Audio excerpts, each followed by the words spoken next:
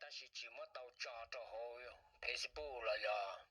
Facebook là giờ YouTube đó nè giờ lên mà cú ra kênh nó trồng nên trồng trà cứ tin nên trà nhau thông là lúc ăn đủ nó họ tóm lòng thia cho và tua và chùa tên chùa chờ li cú tụ kênh nó là thế rồi có một ít phần thia nè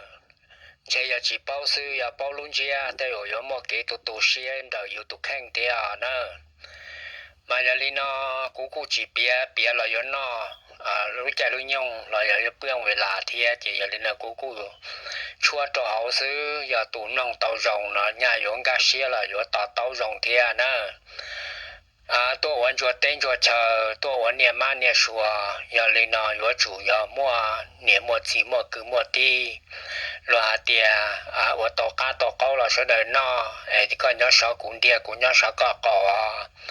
giờ tôi vẫn cho tụ cá tụ từ chỉ giờ lên nó xã ra từ là chỉ xe xã chú từ là tụ bao giờ lên nó ở đây chỉ là chỉ chân đã chỉ cũng cho hai tuần nhau lên nó xưa nữa chúa tàu tản đây tàu cá giờ hai tia